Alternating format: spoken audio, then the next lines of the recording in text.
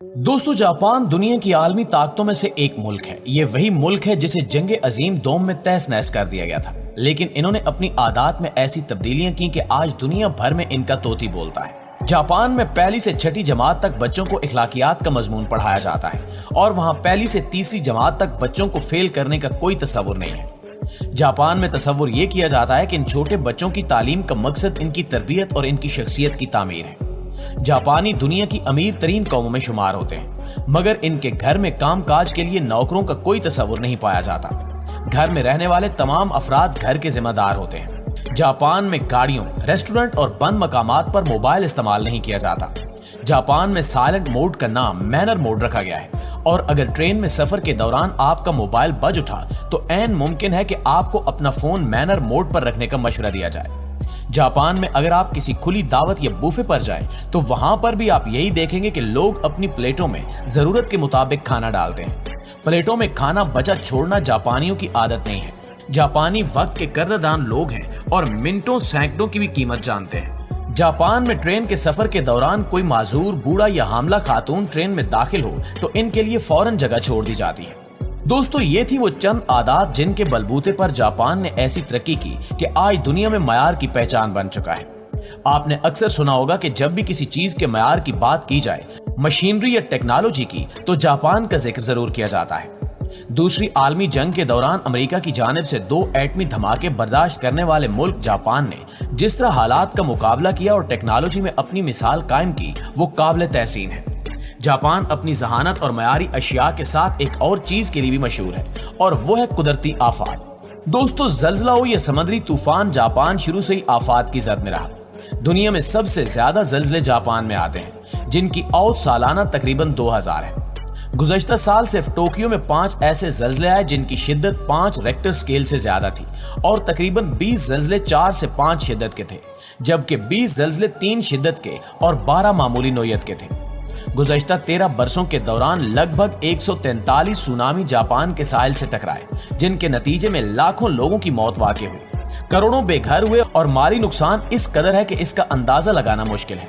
लेकिन हुकूमत ने करोड़ों डॉलर की लागत से कई हिफाजती इकदामात किए और आज 400 किलोमीटर बुलंद दीवार साहिल पर खड़ी है, जो लहरों की ताकत कम करके इलाका मकीनों को हिजरत का मौका फराहम करती है। लेकिन सवाल यह है कि इसके लिए मुल्क को क्या कीमत चुकाना पड़ी। तो दोस्तों, जापान की साहिली दीवार की तारीख निहायत पुरानी है। 1896 और 1933 में जापान के साहिली इलाके तारों से टकराने वाले तूफान के बाद यहाँ 10 फुट बुलंद और 2.5 किलोमीटर तवील दीवार बनाकर इलाके के तहफ़्फ़ुज़ को यकीनी बनाने की कोशिश की गई। इसके साथ साथ मुल्क के दीगर इलाकों में भी कुदरती आफात से निमटने के लिए हुकूमती इक़दामात भी देखने को मिले। लेकिन 11 मार्च 2011 के रोज आने वाले सुनामी ने वो तबाही मचाई जिसका तस्वुर भी नहीं किया गया था। दरअसल हिफाजती दीवार 8 मीटर बुलंद लहरों से निमटने की सलाहियत रखती थी, जबकि इस रोज लहरों की बुलंदी 12 से 15 मीटर रही, जिन्होंने दीवार को मात देते हुए शहर को डबो दिया। इस सुनामी के नतीजे में हजारों अफराद लुक़्मे अजल बने और आने वाली बुलंद लहरों ने जौहरी प्लांट से बिजली सप्लाई बंद कर दी, जिससे इसके ठंडा करने का निजाम दरम बरम हो गया और 3 रिएक्टर्स काम करना छोड़ गए। नतीजतन इलाके में वसी पैमाने पर तापकारी फैली। इलाके में रहने वाले लाखों अफराद को नकल मकानी करना पड़ी। इस साने को 1986 में होने वाले चेरनोबिल हादसे के बाद दुनिया में बदतरीन जौहरी सानिया करार दिया गया। दोस्तों, इस साने में हिफाजती दीवार को शदीद नुकसान पहुंचा और हुकूमत ने $12 बिलियन की लागत से शुमाल मशरकी साहिल पर 400 किलोमीटर तवील दीवार तामीर करवाई। ये दीवार न सिर्फ बुलंद थी बल्कि इसकी चौड़ाई में भी इजाफा कर दिया गया। इस दीवार की बुनियादें जमीन में 25 मीटर तक गाड़ी गई ताकि इसे हद दर्जा मजबूती फ्राहम की जा सके। इस दीवार को हतमी शक्ल देने से कबल एक सिमुलेटर पर मुख्तलिफ अंदाज की लहरें पैदा करके दीवार का स्ट्रक्चर टेस्ट और डिजाइन किया गया। इसमें एक और अमर भी देखने को मिला कि 2011 में दिफाई दीवार ने पानी की रफ्तार और ताकत को बहुत हद तक तोड़ दिया था। यानी अगर ये दीवार मौजूद न होती तो इससे कहीं ज्यादा जानी और माली नुकसान की उम्मीद की जा सकती थी। टेस्टिंग के बाद दीवार में खम पैदा किया गया ताकि आने वाली लहरें इससे टकराकर मुखालिफ सिमत को लौटें और पीछे आने वाली लहरों की कुवत कम करने का सबब बने। इन दिफाई दीवारों के अलावा कुछ साहिली इलाकों पर ब्रेक वाटर्स भी तैयार किए गए हैं, जो साहिल से टकराने वाले पानी का प्रेशर तोड़कर इसकी रफ्तार मध्यम करने में मदद फराहम करते हैं और इसके बाद पानी की लहरों को इन आनी दीवारों का सामना करना पड़ता है। लेकिन इस मंसूबे को माहौलियाती तंजीमों की जानिब से शदीद तनकीद का सामना है। इनका मुवक्कफ है कि इस तरह समंदरी और इंसानी हयात बुरे तरीके से मुतासिर होगी। कुछ शहरियों ने भी इस दीवार के मंसूबे पर तनकीद करते हुए कहा है कि इसकी वजह से इन्हें बहुत ज्यादा दुश्वारी पेश आएगी। वो इस दीवार के बन जाने के बाद समंदर का खूबसूरत नजारा नहीं कर पाते और इन्हें हम वक्त किसी जेल में कैद होने का एहसास घेरे रखता है। इसके अलावा ये तब से भी सुनने को मिले हैं कि इस दीवार के सबब समंदरी नजारा कम होने के बाद सियाहत में भी काफी हद तक कमी देखने को मिल सकती है। चुनांचे हुकूमत को चाहिए कि वो इस तरह के मंसूबे बनाने की बजाय लोगों की बेहतर तरबियत करे और इन्हें हंगामी सूरत हाल में शहर छोड़ने की तालीम दे। प्यारे साथियों, जापान में समुद्री तूफान को 2 दर्जों में तकसीम किया गया है।